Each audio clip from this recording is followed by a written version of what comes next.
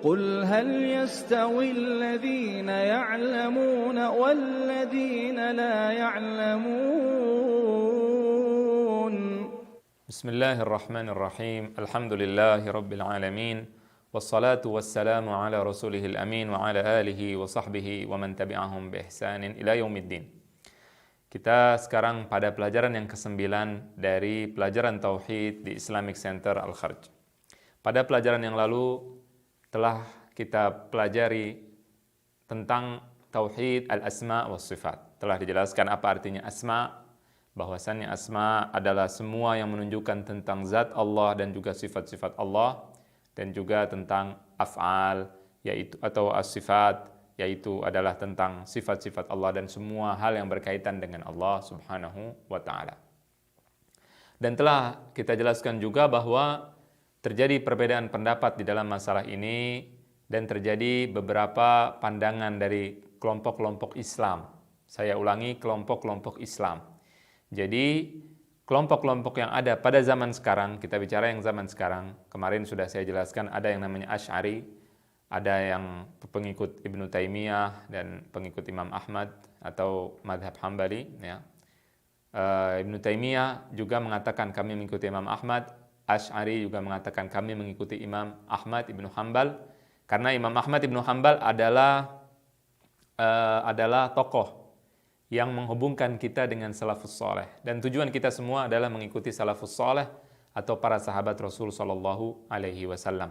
Namun kurang lebih bisa kita bagi menjadi 3 kelompok, yaitu kelompok Asy'ari, kemudian kelompok Ibnu Taimiyah, dan juga kelompok Hambali dalam akidah. Mereka memiliki kitab-kitab mempelajari khusus tentang akidah Imam Ahmad Ibnu Hanbal itu. Mereka katakan bahwa itu adalah mazhab daripada Imam Ahmad dalam memahami ayat-ayat tentang asma dan tentang sifat. Tentunya di dalam menyikapi perbedaan ini tidak boleh kita menganggap bahwasannya orang yang berbeda pendapat dengan kita adalah orang kafir. Tidak, karena kita semua meyakini ayat-ayat ini dan yang berbeda adalah pemahamannya. Tentu kita harus saling membenarkan. Kalau ada yang salah maka kita jelaskan kesalahannya. Kalau dia mengatakan kami benar dan kita juga mengatakan kita benar, maka kita berdiskusi, tapi dengan cara ilmiah, dengan adab-adab Islam. Ini penting untuk dimengerti. Jangan sampai kita terjebak pada perdebatan yang tidak ada hentinya antar sesama umat Islam tanpa memperhatikan adab-adab Islam, tanpa memperhatikan diskusi dengan cara yang ilmiah, ya, kemudian terjadilah pergesekan, kemudian juga perdebatan yang tidak kunjung selesai. Kemudian kita melupakan tugas kita di muka bumi ini untuk berdakwah, untuk mengajak orang-orang yang melakukan kesyirikan, orang kafir asli, orang Kristen, orang Buddha, orang Hindu, orang Konghucu dan sebagainya. Orang-orang yang melakukan kesyirikan untuk kembali ke agama Allah Subhanahu wa taala, untuk kembali ke fitrah mereka memeluk agama Islam.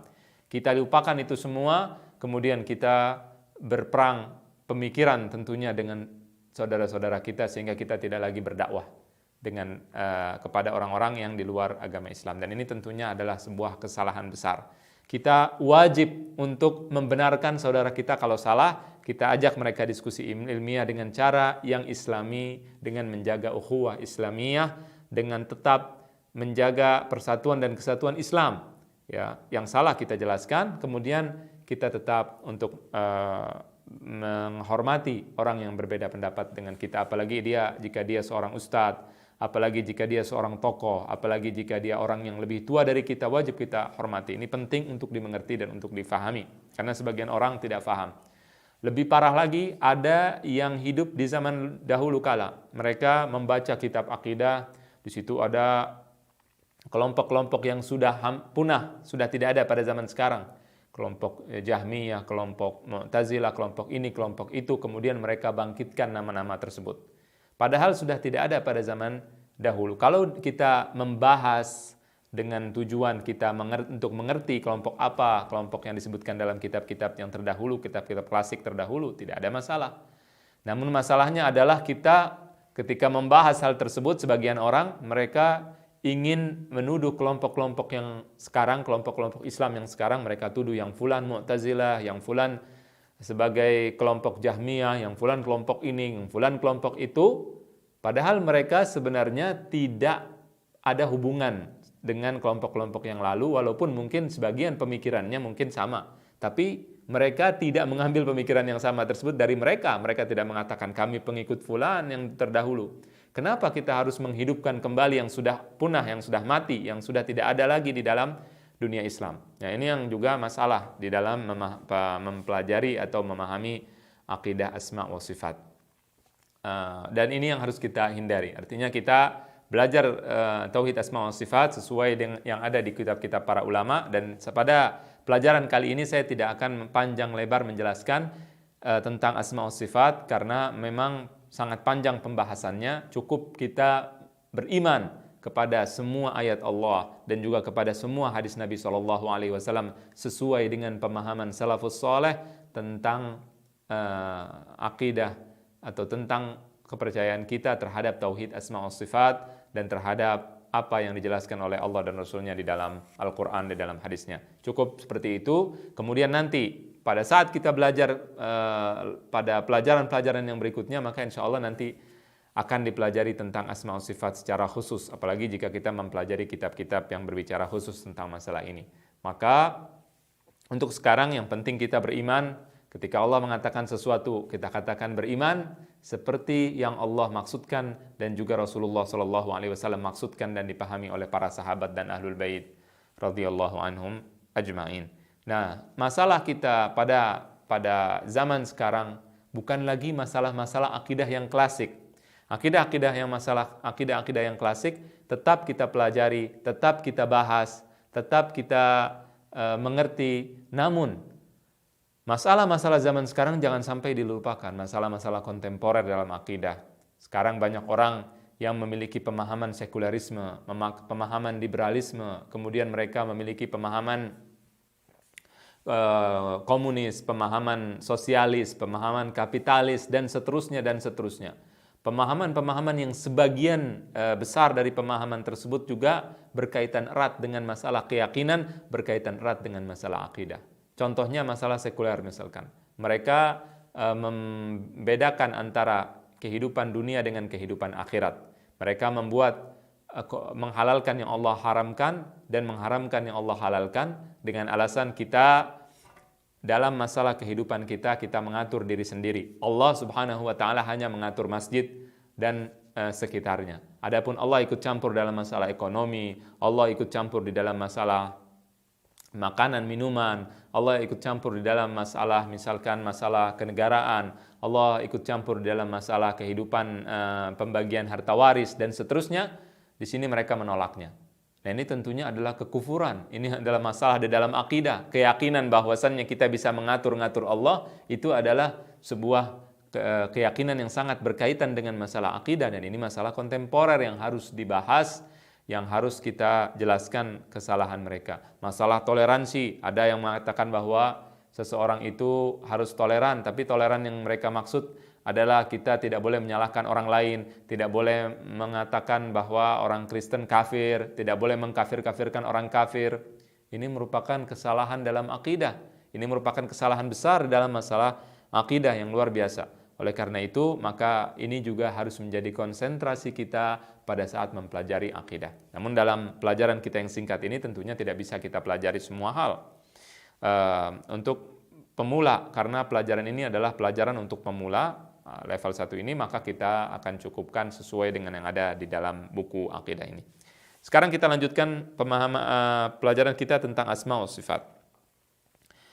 Kita dalam mempelajari asma wa sifat atau dalam memahami ayat-ayat asma wa sifat, ada kaidah-kaidah yang wajib kita ketahui. Ketika kita membaca nama Allah, ketika kita membaca sifat Allah, kita harus memiliki keyakinan yang didasari pada kaidah-kaidah yang akan saya sebutkan.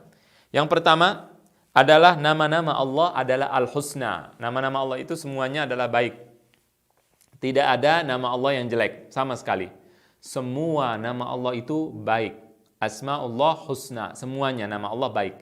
Walaupun mungkin kelihatan atau kedengarannya kurang baik menurut kita, tapi dia atau pada hakikatnya itu adalah yang terbaik dan yang mulia bagi Allah Subhanahu wa taala.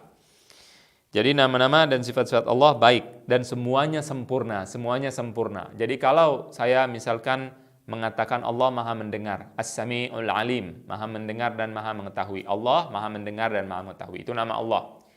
Di sini kita meyakini bahwasannya mendengarnya Allah berbeda tentunya dengan mendengarnya kita, dan mendengarnya Allah sempurna 100%, tidak ada kekurangan sama sekali. Dan mendengarnya Allah itu baik. Ya, beda dengan kita. Kita mendengar jarak tertentu. Kalau terlalu besar kita tidak dengar, kalau terlalu kecil suara tidak kita dengar. Nah, kalau Allah tidak seperti itu, Allah sempurna dan juga baik.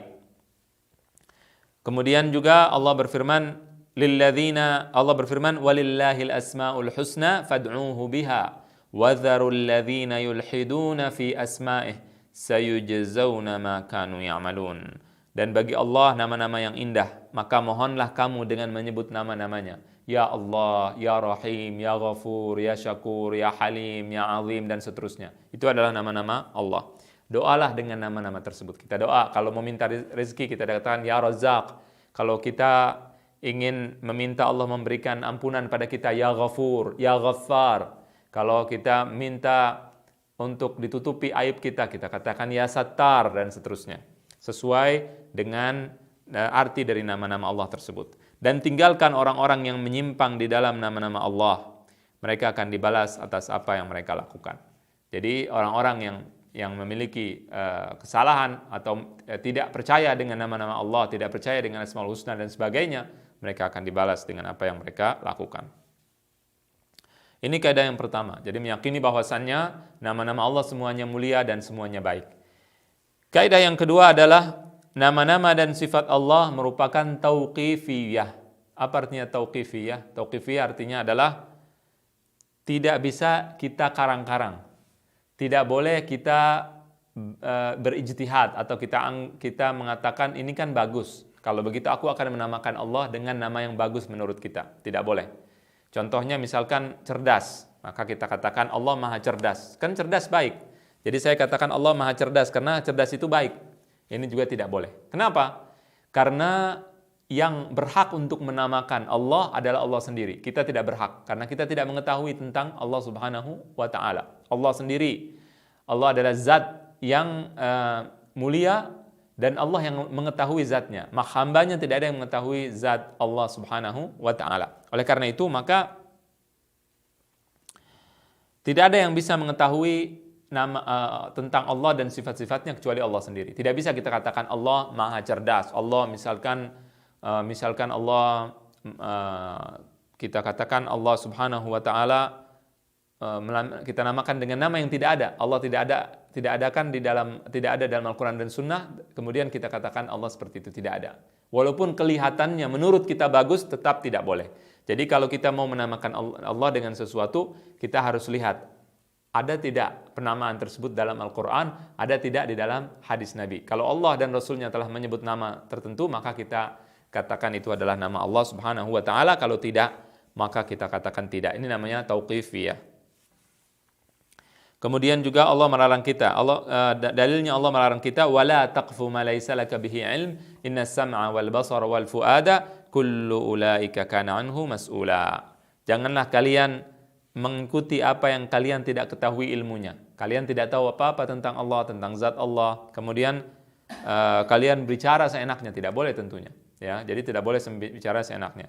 Sesungguhnya pendengaran, penglihatan, hati dan semua itu bertanggung jawab. Kita bertanggung jawab atas ucapan kita. Kita katakan Allah Maha Cerdas dari mana? Tidak ada. Tidak ada perkataan bahwa Allah mengatakan namanya Allah Maha Cerdas. Itu tidak boleh. Kemudian setelah itu kaidah yang ketiga adalah tidak boleh mengumpamakan nama-nama Allah dengan makhluknya. Allah berfirman, laisa kamitslihi syai'un, laisa kamitslihi syai' wa huwas samiul basir. Tidak boleh kita menyamakan Allah dengan makhluk. Kita katakan misalkan Allah mendengar seperti saya mendengar, tidak boleh. Kita katakan tangan Allah seperti tangan kita, tidak boleh. Kita katakan Allah misalkan Allah Subhanahu wa taala mengetahui seperti kita mengetahui, tidak boleh. Allah mengatakan, "Fala tadribu lillahil amthal, innallaha ya'lamu wa antum la ta'lamun." Dan janganlah kalian membuat perumpamaan bagi Allah, sesungguhnya Allah Maha mengetahui dan kalian tidak mengetahui. Jadi ini tidak boleh kita lakukan, ya, mengumpamakan Allah, menyamakan Allah dengan makhluknya, menyamakan Allah dengan manusia atau dengan selain manusia, dengan siapapun tidak boleh kita samakan Allah. Karena kalau menyamakan Allah dengan makhluk, dengan sesuatu selain Allah, maka itu bisa mengkafirkan seseorang, mengeluarkan seorang dari Islam. Tidak boleh kita menyamakan Allah dengan sesuatu apapun. Laisa kamitslihi syai'. Allah tidak sama dan tidak serupa dengan suatu apapun. Yang kedua, yang keempat adalah kemudian Allah mengatakan wala yuhituna bihi ilma. Kita tidak mengetahui hakikat daripada yang Allah sebutkan tentang zatnya. Kita tidak mengetahuinya. Allah ketika mengatakan bahwa Allah Maha mendengar, Allah Maha mengetahui, Allah Maha melihat dan sebagainya, kita tidak bisa mengetahui dengan artinya kita bisa mengetahui hakikat bagaimana caranya Allah melihat dan sebagainya itu tidak perlu kita bahas. Yang penting kita beriman bahwa Allah Maha melihat. Yang penting kita beriman bahwa Allah Maha mendengar. Yang penting kita beriman bahwasannya Allah Subhanahu wa taala Maha memberi rezeki dan sebagainya, namun tidak perlu kita bahas tentang masalah-masalah yang bukan merupakan kemampuan kita. Kita tidak akan mampu untuk membahas tentang zat Allah. Tidak mungkin kita bisa membahas zat Allah karena kita adalah makhluk. Kita adalah makhluk yang kecil. Kalau misalkan ada seekor semut yang belum pernah, misalkan kita umpamakan tidak pernah melihat manusia. Kemudian ada temannya mengatakan ada sebuah makhluk besar, raksasa dan sebagainya. Ya maksudnya manusia. Temannya ini pernah lihat manusia, yang satu tidak pernah lihat manusia. Ada 2 ekor semut misalkan, kita umpamakan. Maka tentunya yang pernah lihat manusia, dia bisa mensifatkan manusia tersebut jalannya cepat, kemudian manusia tersebut satu langkah itu seperti kita kalau melangkah, mungkin kita ratusan langkah, tapi manusia cuma 2 langkah sudah seperti ratusan langkah kita. Kata semut yang pernah lihat manusia dengan semut yang tidak pernah lihat manusia misalkan. Kemudian orang yang manusia itu matanya 2, kemudian dia bisa berdiri dengan tegak dan sebagainya. Yang satu pernah lihat manusia dan dia bisa mensifati sang manusia tersebut. Adapun yang satu tidak ngerti, tidak paham. Dia tidak tahu bahwasannya ada makhluk seperti yang besar, lebih besar dari dia. Dia tidak bisa memahami hal tersebut karena dia belum pernah melihatnya. Ya, jadi kita tidak boleh untuk mengatakan hakikat yang tidak kita ketahui. Bagaimana tidak perlu kita membahas hal tersebut karena kita tidak mengetahuinya. Jadi alasannya sangat mudah sekali. Kita tidak bisa kita mengetahuinya, oleh karena itu tidak boleh kita menyamakan Allah dengan makhluknya. Kemudian pada kaidah yang berikutnya adalah Allah Subhanahu wa taala ketika menamakan sesuatu dengan nama yang sama, bukan berarti sama, artinya Allah dengan makhluk tidak sama. Misalkan tadi saya katakan Maha mendengar, tidak sama dengan makhluknya, yaitu mendengar Allah dengan mendengar makhluk sama, tidak. Cuman kata-katanya saja yang sama, kata-kata sama namun semuanya berbeda. Ini yang harus kita imani. Allah Maha melihat, kita melihat, tapi penglihatan kita dengan Allah berbeda. Kita tidak boleh mengatakan bahwasanya Allah melihat seperti kita, ya, kita melihat dengan bantuan tertentu, alat tertentu, kita melihat dengan anggota tubuh tertentu dan sebagainya. Kita tidak boleh mengatakan bahwasanya Allah sama seperti manusia atau makhluk yang lainnya. Mudah-mudahan ini jelas, ya. Demikian wa sallallahu wasallam wa baraka ala nabiyyina wa habibina wa syafi'ina Muhammad wa ala alihi wa sahbihi ajma'in. قل هل يستوي الذين يعلمون والذين لا يعلمون